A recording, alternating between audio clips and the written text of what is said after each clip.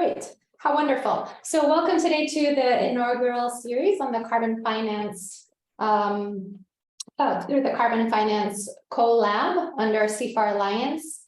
And we're really excited to restart the brown bags, but in the format where we're geared around learning and structuring it on thematic areas that we think are timely and important for understanding what the carbon markets evolution will look like in the markets where we work and the impact we're trying to have. And so this theme in particular is focusing on understanding some of the controversy, but also unpacking what transparency, what quality of carbon really comes down to, and how innovators like Renoster are helping to signal quality and create trust in the carbon markets and help spur buyers and sellers. So it's very timely, very excited to have this session and the theme that we're covering. So I'd like to pass it to Tim to introduce our speaker today. And thanks to everyone for making it. Wonderful. Well, yeah, thanks so much, Jane, for queuing this up, and everybody for showing up, and then Saif for joining us this morning. I know you guys got a lot going on, but it's just a bit of preface. I met the Renoster team, gosh, probably about a year ago. I originally found them via how I find a lot of companies I get excited about, which is through the users or customers or kind of stakeholders. I'd talked to a lot of different project developers and, was asking about how they look at the market evolving and key players that are going to come and really ensure trust and transparency, potentially play the role of like the bond rating agency in the market. And bar none, all of them said that they really believed what Saif and Elias, his partner, are building is really the way to go, the one that they think is doing so in an open way, a transparent way, and the one that they would trust as developers to engage with and work with and essentially have their data processed in that way and prove that they're doing what they say they're doing. So that to me was a really strong indication that they were onto something really interesting. And since then they've published a number of different blogs you might have looked at that I think have exposed some pretty shocking revelations about certain projects. And then their tech has progressed to a place where they can really show through these kind of dipstick tests how different portfolios of carbon projects of some of these major buyers have a number of risks associated with them. So in short, really, really impressed with what they're building, kind of the way that they are approaching the market. And then as always, their insights into how the market's evolving. So I'll hand it over to Saif. Yeah, feel free to please introduce your background and then take it from there. Yeah, thanks, Tim and Jane. Really awesome to be here with you this morning. I'm going to share my screen real quick, and then hopefully you guys can see this. Can you guys see my screen? Yes. Awesome. Yeah, so thanks for having me again. I'll just walk through a really quick agenda of what I have planned to talk about, and then I will jump into it.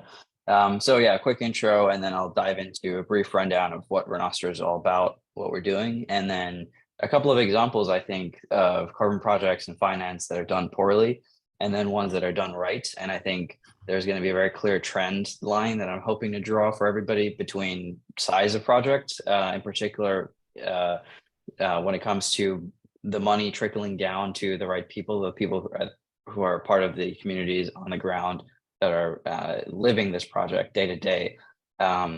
But before that, I'll just dive into a quick background on myself. So my name is Saif. I'm from London originally, but I've been in the US for the past, or specifically Austin for the past couple of years. And in the past decade, I have been working in the carbon markets and have seen the quality question in particular really evolve and change in that time. So in 2013, I was first buying credits as part of a sustainability initiative. And the objective there was to first identify what does our footprint look like as a large corporate? How do we identify opportunities for minimization of that footprint first, and then offsets? And at the time, the method by which we went about buying offsets was really talking to the project developers, looking at project documentation, and making a decision based on conversations, and the quality question really wasn't part of that conversation at all. In the intervening decade, we've seen the carbon markets indulged by criticisms, right? We've got John Oliver, The Guardian, Bloomberg, plenty of other news sources that are criticizing the quality in the space, and to be honest, rightly so. At Renoster, what we have seen and what our goal is something like 75% of the credits today may not be additional. They have many underlying issues, but underneath all of that, it is still true that nature restoration and nature preservation needs to happen, needs to scale in order for us to stop our planet from warming, and that carbon offsets and carbon credits are the single scaled commodity and financial infrastructure for doing that. So we have to make it work in order to protect the last remaining forests around the world, in order to grow new forests, in order to leave behind a world that's greener than the one we came into. So that's kind of our thesis, our goal, where we're coming from, where I'm coming from. But would love to take you guys through a little bit more of the background of how we rate projects. You guys can still see the deep transparency. Just want to make sure because I'm switching through tabs. Okay, sweet. Yeah, so welcome to Renoster. Our goal is to provide deep transparency for these carbon markets, and we're hoping to do that through an open and scientific rubric that we share with everybody. I think that it's no surprise to everybody here that the era of climate action is upon us. Many corporates are now spending on either buying credits or buying insets or buying some version of carbon commodities in order to offset their emissions, in order to reach their net zero goals. I think every month or so we get a new governance structure or voluntary structure around how to do that. And I think that's led to a lot of stagnation on some level, but still a significant interest in doing the right thing and supporting nature restoration. And at the same time as we're relying on this carbon infrastructure, like I said, there is a lot of criticisms. There are questions from academic papers that say 73% of these VERA credits may not be genuine. Our research says something similar. There is risk factors that get introduced when organizations unwittingly buy low quality offsets from projects that are not so good. There are a significant lack of quality options on the market. So their buyers are kind of in this conundrum of which ones should we buy at all. There is a complicated landscape when it comes to price. So we have direct air capture credits that might go for hundreds of dollars, and then you have forestry credits that might trade for as low as sub $5. And so it creates a lot of variables for any buyer to look at any institution and at any institutional level. And at the same time, there's a opaque and some would say inefficient market at play that I think is underpinning this whole space, which is if you're a landowner, you're on the left here, you're an NGO, you're a timber company, you're a small landowner somewhere, you have to deal with this huge black box of the carbon markets before it ever makes it to the end buyer, who is a large corporate like we talked about, or a carbon trader, or someone who's going to buy your credit. And in the meantime, you're losing 40 to 60% of the value that's being, kind of eaten up by these fish in the middle that are, the verification bodies. They like Vera. They are the project developers like South Pole. They are the independent verifiers that do the rubber stamping. There are the brokers and other players in the space. And I've simplified some of this because I think it can get it's even more complicated than what we've laid out here. So not all of those players are brokers in that last slide. But nonetheless are taking up a piece of that value chain before it ever makes it to the landowner. And we think that's a problem. We think that this is basically an issue of scale, and it's a case that when projects get too big, this number rises, and it ends up being that very little of the money actually makes it to those communities at the end of it. There are risk factors that are I've mentioned a few times, but they are at the heart of why corporates are now looking at quality with a much more rigorous eye. we've seen, BlackRock and Disney and JP Morgan and plenty of others now getting called out for buying these poor credits or credits that are not as additional as they could be. And I think this has become a significant part of their equation now of how do we assess credits? How do we understand where they're coming from? How do we understand their core principles and whether or not they're falling under some reliable removal of carbon from the atmosphere? And that's really where we come in. So this is our goal is to provide like I said, deep transparency perspective on what's going on with these carbon credits, measure them using remote sensing, using satellite imagery, and sense where carbon is being sequestered. And essentially we do that by looking at nature-based projects around the world. So we've looked at this point, 175 nature-based projects, which are forestry, mangroves, and peat bogs. We have a set of remote sensing tools we use to do this. And then we score those projects based on a numerical rating system. So the idea is in the market that 1 credit is equal to 1 ton.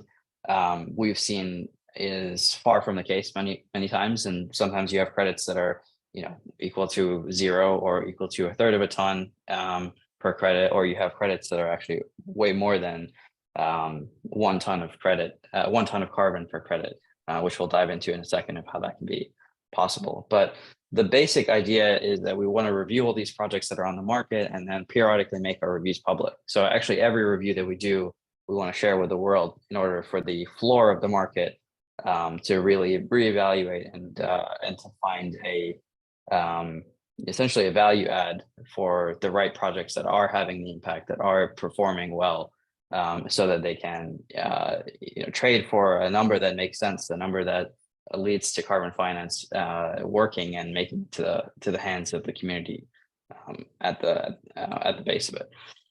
And to do that, we look at a number of different core factors related to carbon credits.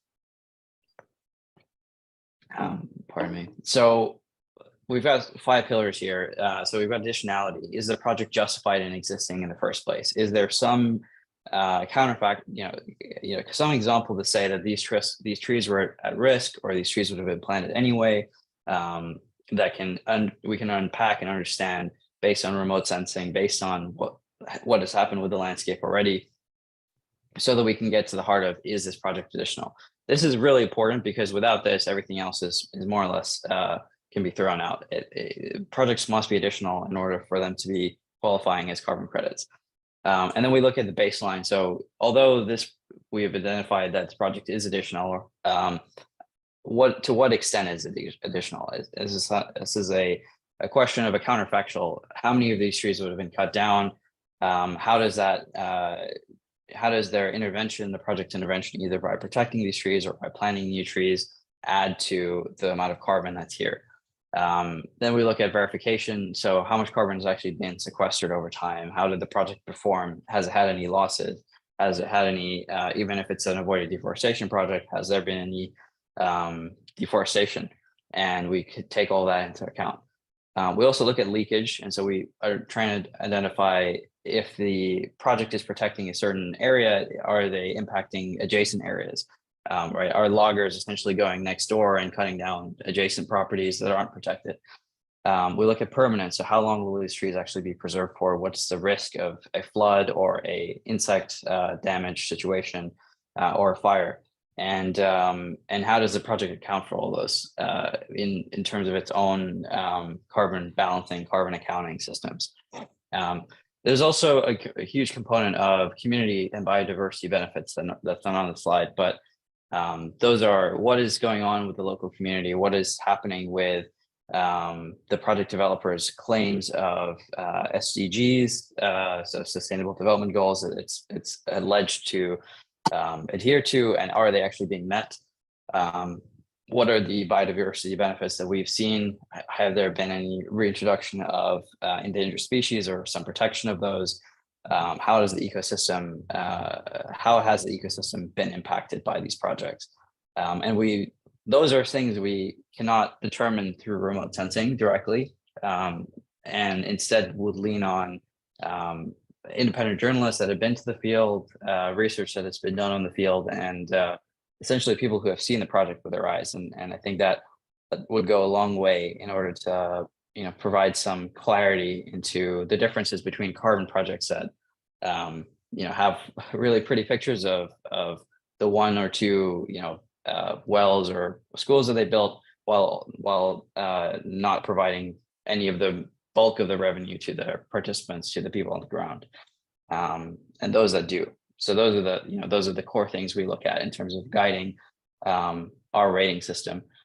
And I wanted to dive into these two projects in particular because I think these really paint the narrative of our ratings very well, in terms of the value add. So these are two projects taking place on the edge of the Amazon. They are both avoided deforestation projects. They're both through Vera. They both are actually super close together. They're 50 kilometers apart, but they have extremely different climate outcomes. So Manoa is unfortunately been unable to, or Manoa has actually done a great job, rather. They protected their boundaries and avoided trees getting cut down on their land. They have less than 1% deforestation. Meanwhile, Rio Preto unfortunately has had a much harder time. They've got something like 14-15% deforestation within their project boundary during the course of the project. So we're saying that if you buy one credit, you're going to get actually 0.29 tons from Rio Preto, and then you would get more than 2 tons from Manoa.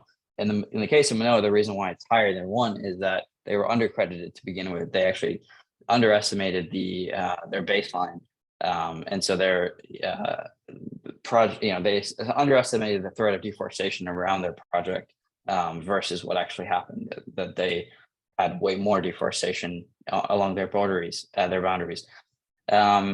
And so on the market today, unfortunately, this is the actual carbon estimate is almost completely out of line with the price. So Rio Preto, we've actually seen many vintages trading for higher than Manoa, and so that's a threat to both the system of pricing, because ideally pricing should follow the amount of the quantity of carbon. And also to a buyer who might, unwittingly buy Rio Preto credits, not knowing that they're, not as, you're not getting as much carbon for your credit, and then be written up by a investigative journalist, a few months later. But the reality is that under the numbers, there is a much different story here. Rio Preto, for example, has done a fantastic job of building up community co-benefits, of developing internet access, schools, and healthcare facilities for the people in the community. And so the story that we're trying to say is not don't support Rio Preto. The story is really Rio Preto is a project worth supporting. It is fundamentally additional. There is carbon there, but you should consider buying 3 times as many credits if your goal is to really get your full ton of carbon. And that's essentially the story, the narrative that we're sharing to our customers and to the market is these projects and credits in general can be used effectively if you use them with a knowledgeable eye or a perspective that you might have to overbuy credits compared to what is listed on the market. I'm going to dive into a couple of projects. So that's pretty much the synopsis of how we rate and what we've been able to do so far and bring to the market. I wanted to flick back over to the previous slide and dive into a couple of examples of carbon finance done poorly. And so I'll go over to My Dombe, which is a project taking place in DRC in Africa. And this project is, a darling of the carbon world, I guess you could say. It trades for, at the moment, at least on Salesforce and Zero platform, it trades for 19 or 18 bucks a ton. But in reality, I think that, or if we scroll down here, we can actually see that it's got some sustainability development goals. So there's like decent work, economic growth, reduced inequality, life on land. All these things that point to say this project is fantastic and it's well worth supporting. And we don't disagree with the idea that there is a threat of deforestation here. But in reality, what's going on when we review this project is, if I actually can go over to our science page briefly, I can demonstrate this, is that the amount of deforestation taking place here is not been stopped at all by the project. So within 13 years, the project has been going on. The deforestation during that time has been immense. So something like 60+% of the forest has been deforested. None of the project has actually been able to stop deforestation in the meantime. And also from the community co-benefit side, we found detailed reports that 64% of the people living within the project weren't even aware of the project's existence. And that of $200 million that this project has managed to generate in 13 years, only 76 cents, a maximum of 76 cents, has been distributed to each individual within the communities. Not per year even, but for 13 years. And then at the same time, there's a 20% infant mortality rate. There has been numerous attempts to block individual independent journalists coming into the area by Wildlife Works employees, calling the police and soliciting the arrest of these journalists and getting community members to recant their testimonies about how they don't like what's going on within the project. So these are all harrowing stories, right, that we want to surface and tell our customers that essentially the truth of what's going on within the DRC, within this project. And then at the same time, today it's still plastered across Salesforce and Xero. It's being bought by corporates that are kind of unwittingly supporting this activity. That's one. The other one that I want to show real quickly is Kariba, and this is even more egregious. This is a project taking place in actually, I can go to our we wrote a blog on this exact topic. I might interrupt 1 second to ask if we were going to, after your presentation, we'll take questions, but do you want the attendees to ask questions and interrupt, or you prefer to keep presenting and then take them after? I think I'll wrap up within 5 minutes and then happy to take questions. Thank you. Yeah. So Kariba is a project that we reviewed, and this project is taking place in Zimbabwe in Africa. And it's another project where the project developer, essentially, this is the project boundary, but they were claiming that there is a 100% deforestation within 30 years. In reality, that's the deforestation rate here is 0.01%. It's going to take 1,000 years for this forest within the white lines to get cut down by the local people. And you can kind of make out some of the very minimal deforestation that's taking place with these colored pixels across the landscape. And we shared this with the world. We actually said that, hey, this project is over-crediting to the tune of 30x. So it's getting 30 times too many credits that it should have been getting. And that out of the $500 million that they've generated in the past 10 years, they have shared 80,000 with the local community in Zimbabwe. And that it essentially amounts to, essentially it amounts to just robbery, right? You're generating an asset that is worth, $500 million in revenue, and you're sharing next to nothing with the community. And actually Zimbabwe, independent journalists went out and they ratified our findings. They actually sent people into South Pole to identify that it was an active choice. It was a manipulation of the science that they'd done at the time, and led to the nation of Zimbabwe having a moratorium placed, or they placed a moratorium on their carbon offset projects taking place within their territory. And we think that this is a good thing. We think that although it has to be acknowledged that the money likely even now will not make it to the people on the ground, it can be a force for good in the sense that other countries around the world that have a significant carbon resource, particularly in the global south, should start taking their natural resources into account when you go to negotiating tables with Vera or with any other body that wants to build a carbon market that is international and not just within their own markets. That's all like the examples of stuff where it's gone really poorly and the money has not made it to the ground at all. I wanted to shed some light on some really good projects where the money does make it to the ground, and that we do think are amazing and worth supporting. So the TIS program in India is a program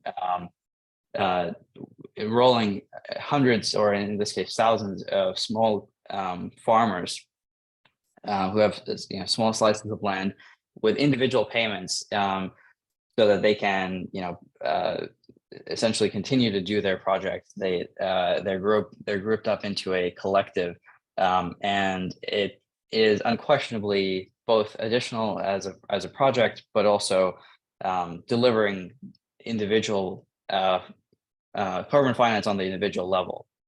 So these people are being compensated directly for their work. We think that the tree CO2 program is a program taking place in Timberless. This is also a program where the additionality of their work is unquestionable, but they're also extremely transparent in how they direct payment to each farmer. So they actually have a huge PDF or PowerPoint, which says exactly who's getting paid, the math behind it, and it lists all the complaints of the farmer into a database that is also publicly provided. It uses that to track, uses this spreadsheet system to compute carbon stock for the projects, to provide every single tree an estimate of how much carbon there is. And in a country like Timor-Leste, which is one of the poorest countries in the world, there is an annual income of less than $4,000 per year. These are substantial payments that can make significant impacts in the lives of these farmers. Unfortunately, these both are examples of extremely rare infrastructure when it comes to carbon finance. It typically goes from project developer to implementation partner to some version of government before it makes it to people. More than most times, this money is lost along the way. It never makes it to the people on the ground that are doing the work. But we think that both of these are fantastic examples of what can happen when you have mobile money directed to individuals that doesn't use blockchain. It doesn't use bank accounts. It doesn't use like smart devices. It just uses direct payments and is very successful at enabling farmers and individuals in these communities and villages to put food on their tables while also preserving nature. And I think that's a consequence of both having the project be much smaller than these like multinational gigantic projects that service 40 million credits, down to just having a number of credits on the order of a couple hundred or a couple thousand that deliver tangible benefits. So that's a high level overview. I'm happy to take questions and dive into anything that people want to hear about.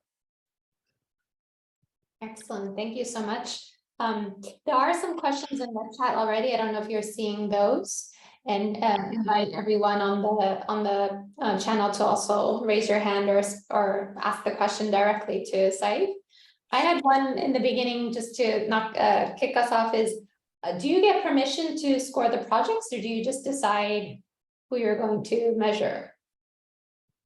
Yeah, so we don't get permission per se. I mean, I think the direction that we go in terms of which projects to rate is based on our customers and what they're buying.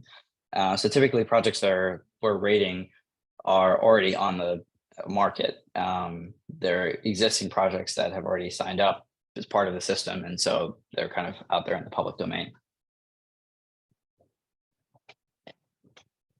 Okay. I'm also seeing, I'm happy to just take these questions as in chronological order. So Tobias, to your question, to what extent do you work with the projects to verify findings with ground truth data if available? We ask the project developer for items that are not provided to the registries. The way that it's supposed to work is that the project developer is supposed to provide all the relevant project documentation, is in particular location, to the registry when they're submitting their content for review. And then we're able to get everything we need directly from the registry.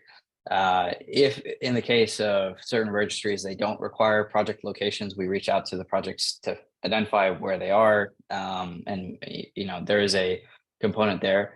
but we also want to maintain a safe distance, basically, so, a prescribed distance from getting a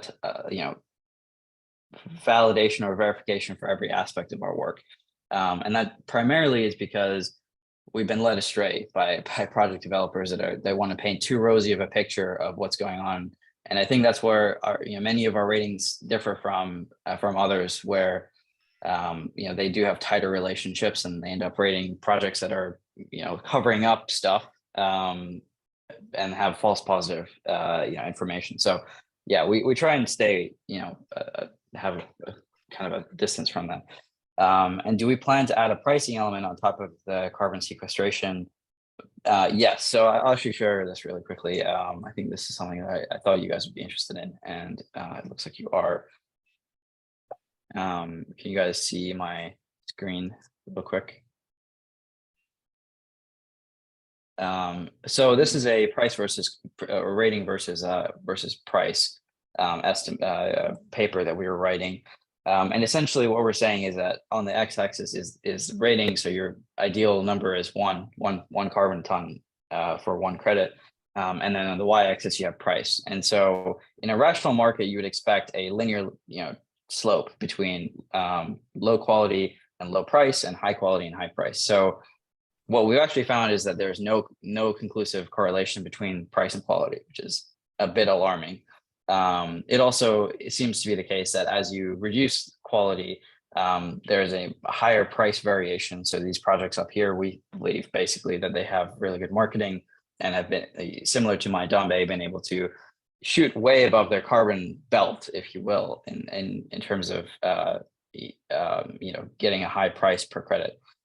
We also break this down by different project types, so we can identify what are some of the core characteristics of pricing between IFM, improved forest management projects, afforestation projects, and avoided deforestation projects, which tend to trade for way less, especially given the recent market criticisms. So this is a piece of work that we've already done, but what we're doing is releasing a automated version of it that connects to live data in terms of the market, because we think it's more valuable for people if you can identify the changes through time instead of having a static report that will kind of go out of date very quickly. Let me take a break and I'll ask Juliet for your question. Yeah, thanks. Very interesting, and sort of playing a really important role in the market in terms of sort of building that integrity, which is so important. I wonder whether because you have to be sufficiently robust in your own methodology in order to be able to sort of stand behind it. Because I imagine that you must have good liability insurance in the event that someone comes to you and says, well, actually you're not saying the truth and you've measured it in the wrong way and stuff. So I just wanted to get your perspectives on that aspect and how you're sort of ensuring that what you're putting out there is the truth, and that you're not sort of setting yourself up to have backlash from people that you're criticizing. And the second, just about your revenue model. I mean, how do you make money, and who's your client here? So yeah, interested to hear about that. Yeah, totally. So let me handle the first one first. And we think that, I think that there's a very real sense that we're opening ourselves up for criticism. And that's kind of the point, if you will, because if I go to our science page, we want to demonstrate, or actually, I think I've unshared the. I shared it on my paper. Oh yeah. So this we want to be very clear. I think Jane shared this in the chat. We want to be extremely clear about how we rate these projects. We think that you can't trust ratings if you don't have an understanding of what goes into them. And so for every project review that we do, it looks exactly the same, because it looks at additionality, what are the answers to certain questions, like does this project have clear and real documentation? And every time we do a review, so if I go here to our review page,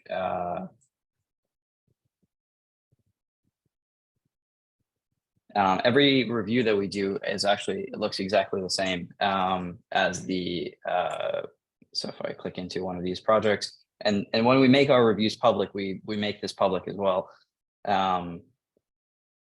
alongside, pardon me, I'm having some Zoom difficulties here. But so every time we make a review public, we have the same exact rating criteria and our findings, right? So does this project have real and clear documentation? It passes, and then here is our reasoning, and here is the outbound link for where you can identify. But in this case, the project boundary is not supplied.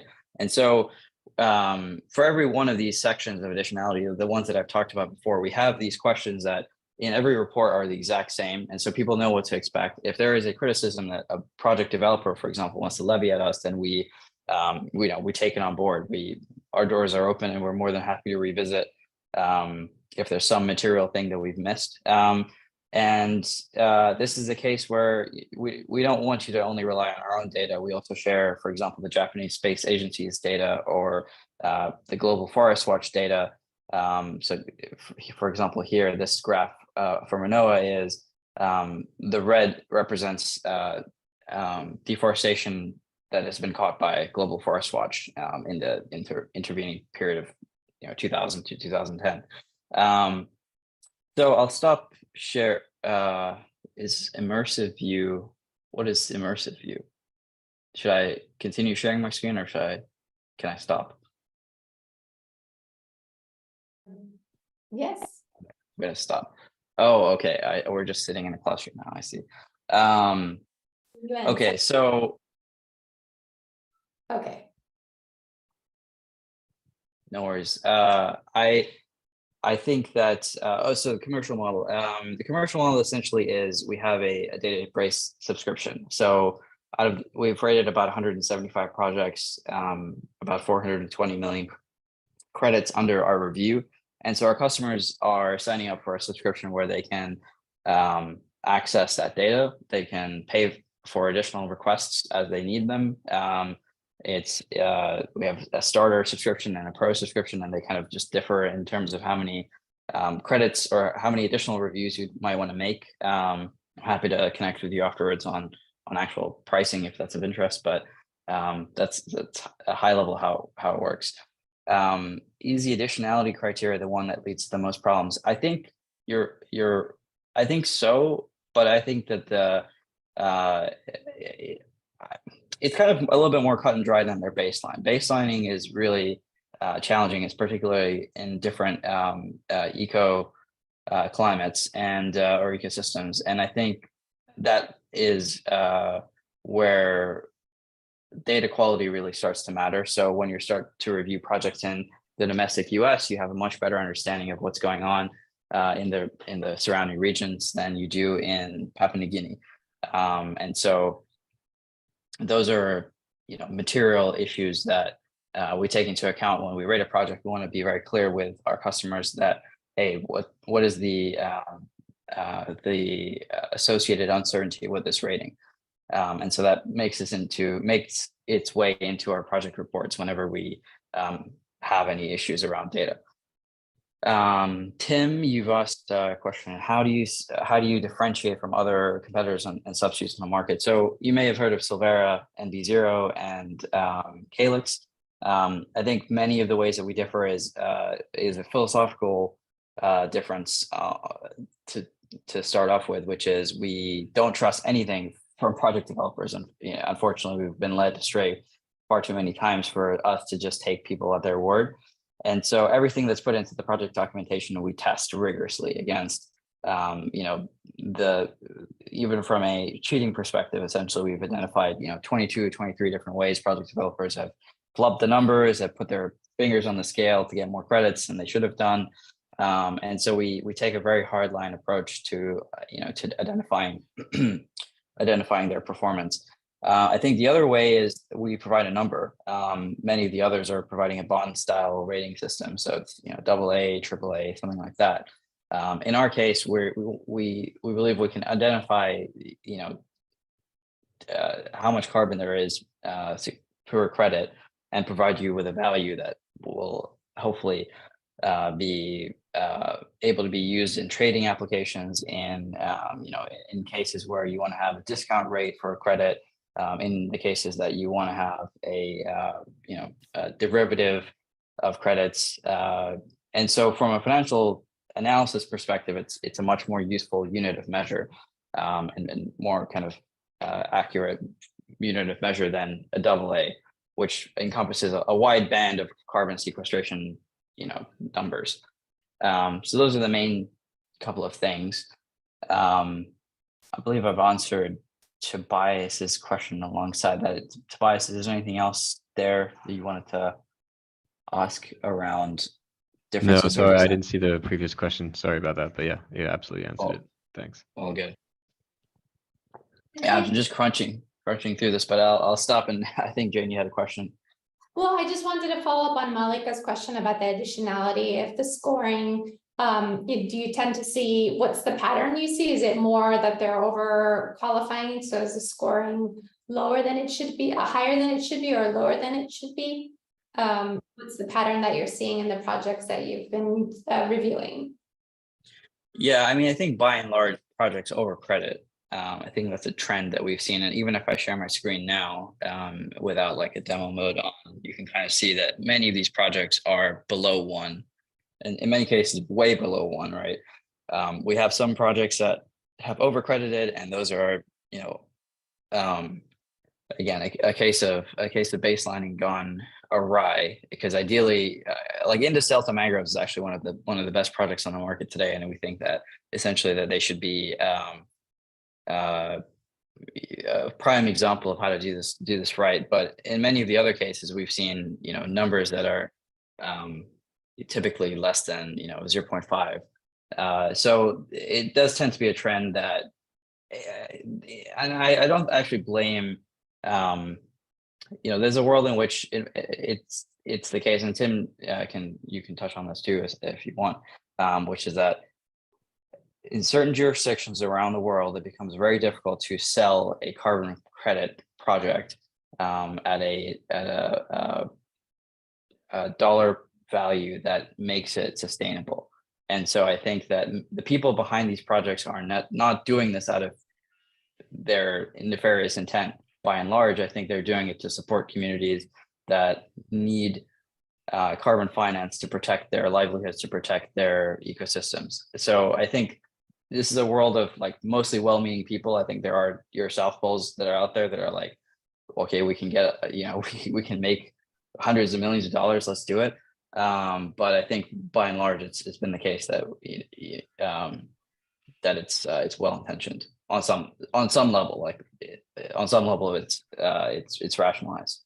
Who are the main subscribers, and are they prospective buyers of credits, or a mix of organizations? So they do tend to be the buyers of credits.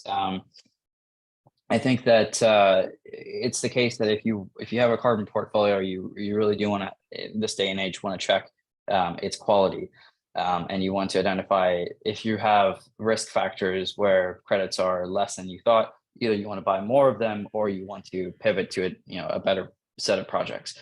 And we are working with a couple of carbon funds that are looking into making investments into new projects. And so for those folks who are actually getting into identifying and checking project developer numbers, again, independent of project developers directly, but double checking their work while the project is being originated, while it's being set up, so we can we don't have to wait for them to run the marathon, and when they come around the corner, throw egg in their face. Right? We want to support projects.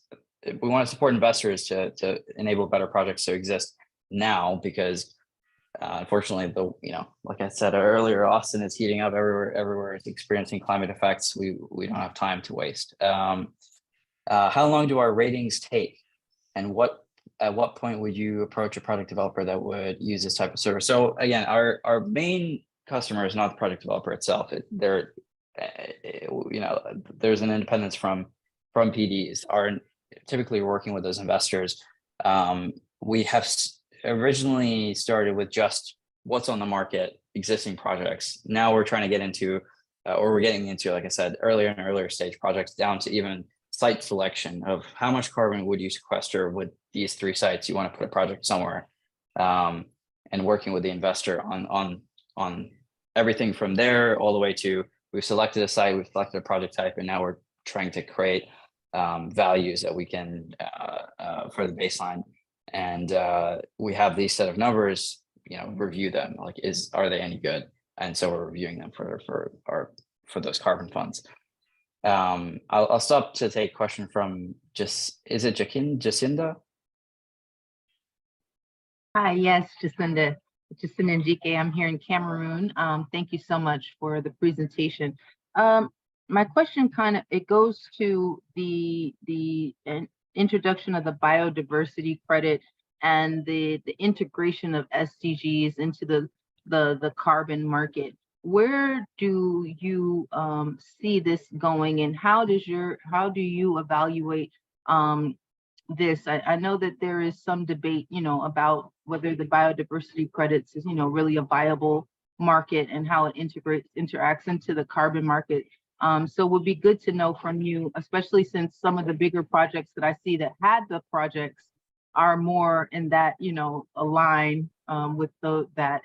And also the second part of that is the DRC project that you mentioned had all these positive SDG things, but then obviously it wasn't producing at the end. So do you find that these projects with SDGs are often problematic, or are there some strong ones in that area? Thanks. Yeah, thank you for your question. Very, very timely. Yeah, I think the biodiversity credit. So going back to to answer the question, I think I'll have to go back to the carbon markets briefly, which is to say the biggest issue with the carbon markets is we don't understand the asset well enough, right? Like with oil, like we know exactly how many liters of oil go into, a barrel of oil, and it's all uniform, always the same. With carbon, that's not the case. And with biodiversity, it's even less the case, unfortunately. And the reasons for that is we're